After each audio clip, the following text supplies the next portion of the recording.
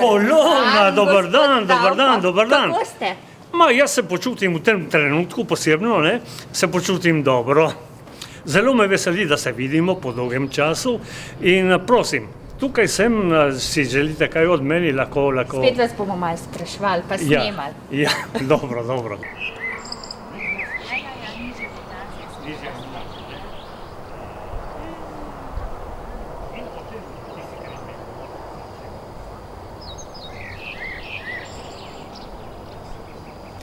Gospod Zdravko Caharija, po domače Babčev.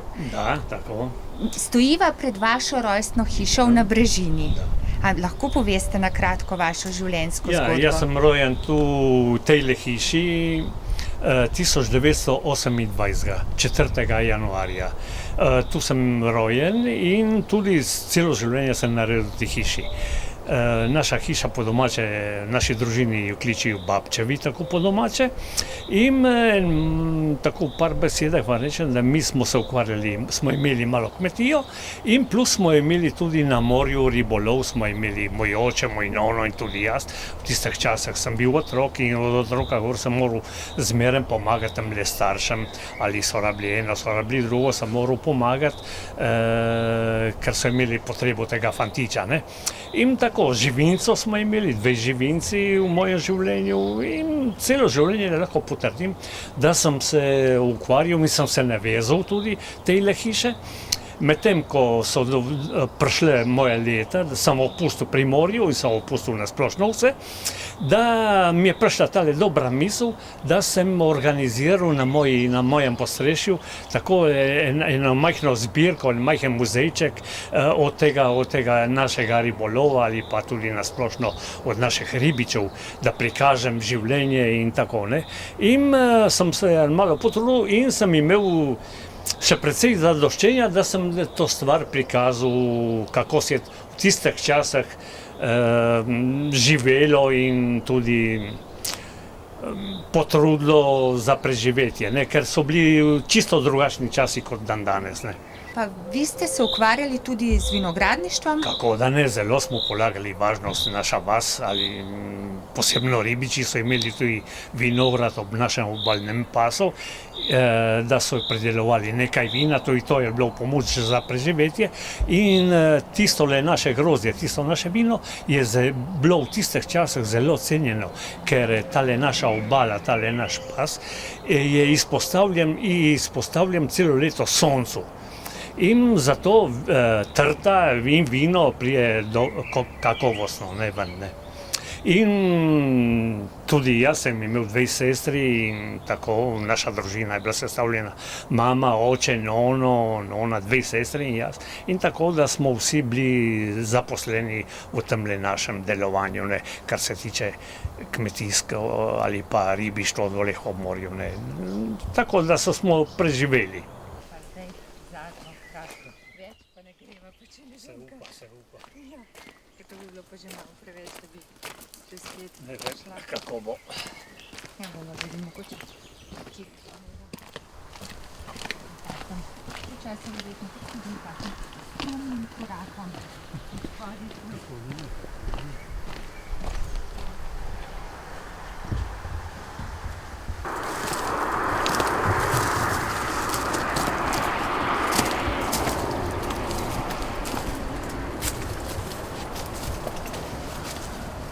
To je ta razgledna točka.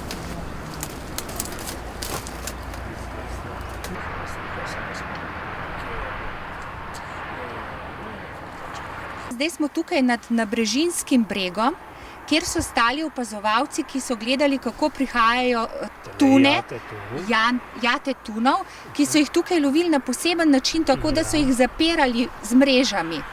Ja, tako, tale stvar se je dogajala do 56. leta 1956. Potem so tale ribolov ob obali je bil prekinjen, radi ker z drugih stvari, ker ni bilo možno biti ob obali, so pa lovili tune, kakor jih še danes lovijo na odprtem morju, brez tehle opazovalcev, brez te vlekačev in tako, kakor se je takrat v tistih časih tale stvar vršila, ne. Sedaj stojimo na točki, kjer je stal glavni opazovalec, ki ste mu rekli Srednik. Na desni strani je stal desni opazovalec, na levi pa levi opazovalec. Kaj pa je bila sploh naloga opazovalcev pri tunolovu?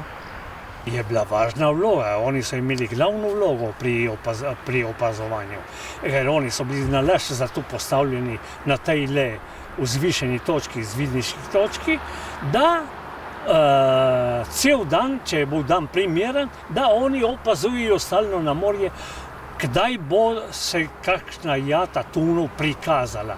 In v tistem momentu, ko se prikaže jata tunov ali na levi strani ali na desni strani, to so morali hitro sporočiti temu sredniku, ki je bil glavni opazovalec, in srednik je podal naprej tole znake, tole povelje s kričanjem, kričanje je bilo poseben način kričanja, da je ta barka tole stvar zaključila, obkrožila tole jato, potem, ko je bilo sigurno vse, so bili tile vaščani, pomagači, kopalci ali slučajni tisti, in so tole stvar ogromno mrežo povlekli na suho. Potem, ker je bila vse zadeva končana, ribe pospravljene in počiščene, so razdelili, zavlekače so razdelili svoj trud, ribiči in tudi tile opazovalci so imeli pa druga pogoje z gospodarjem, in tako, da so bili vsi zadovoljni. Vsak je dobil delež v ribi? Seveda, v ribi. Tale poveljnik barke je imel en velik nož in s temle nože je on sekal približno, koliko vlekačev je bilo, ali 20 ali 30 možov in pomagačev, in tale glavni poveljnik tale barke je moral razdeliti 3 ali 4 ribe, koliko je bilo lova, je odvisilo od lova, da vsak mi svoje plačilo, svoje zadoščenje. Kako pa ste rekli tej barki, s katero so lovili? Tonara se je klicala barka. Tonara je bila samo za tale ribolov tuna. V katerih mesecih ste pa lovili? To se je začelo poleti jula meseca, se mi zdi, jula, avgust je šel naprej september.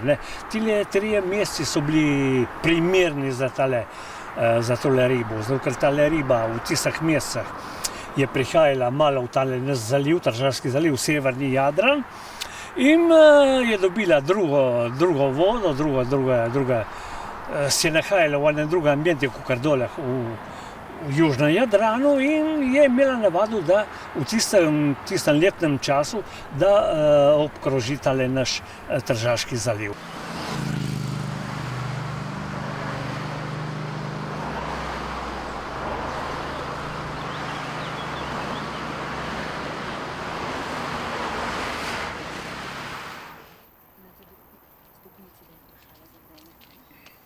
Vreme se je pa zdaj zelo spremenilo od prejšnjič, ko smo bili že toplo. Saj smo stalno to pričakovali, ne.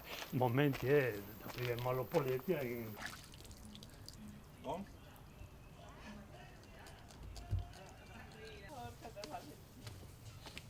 Zdravko, Prosim.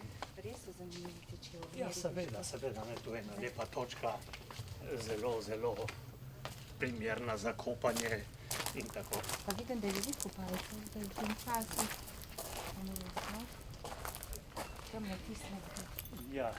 začetek tega.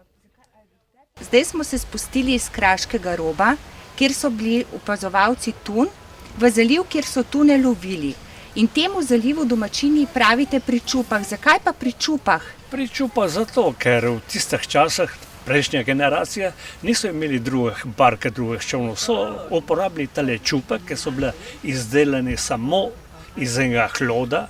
Tele hlode so dobili gor na Postovinskem in portičev ni bilo, in tele čupe vsaki večer ribiči so morali povleči na suho in zjutraj spet dati vodo, in so taki le fasali bili, vsaki gospodar je imel svoj fasal, da je tole čupo hranil, in tako. In prav na tem mestu, kjer smo zdaj, so bili fasali? Ja, seveda, tu v naši bližini se vidi še neke ostanke nekega fasala, tudi od tega ribiča, grudna, medtem so še drugi fasali, bolj naprej so bili 4 ali 5 fasalov je bilo za moje čase, takrat. In tako, so bili primorani, da se poslužujejo tehle bark. Tako iz tega debla, čupa. Kakšne ribe pa ste lovili s čupami? S čupami smo lovili na splošno skoraj vsa ribe, bi rekel. Samo čupe so bile v tistih časih. Vaša družina je imela pa čupo Marijo. Ja. Kdo jo je pa naredil? Kdo je izdelal to čupo? Tole našo čupo Marijo jo je izdelal moj nono in moj oče v tistih časih. Ne. Bi bilo 1890 in še nekaj let. Tako da v tem trenutku bi imela 100 let. Ne. In smo jo uporabili 2 generaciji, 3 generacije smo tole čupo uporabili. Ne. V tem momentu tole čupa še obstoja in se nahaja v Etnografskem muzeju v Ljubljani. V Etnografski muzej je šla leta 47. 47. leta, ja. Je šla takrat, prilika je bila, mi smo dali proč tole čupo, ker časi so se spreminjali in smo si pripravili druge barke, bolj tako pripravne, bolj lahke za tale priobalni ribolov. In ob tej priložnosti vas že zdaj povabim na stalno razstavo Slovenskega etnografskega muzeja, kjer si boste lahko ogledali vašo čupo Marijo. Hvala lepa za vabilo, zelo sem zadovoljen, da po tolikih letih spet objamem tole našo čupo. Ne? Zadovoljen sem, hvala lepa.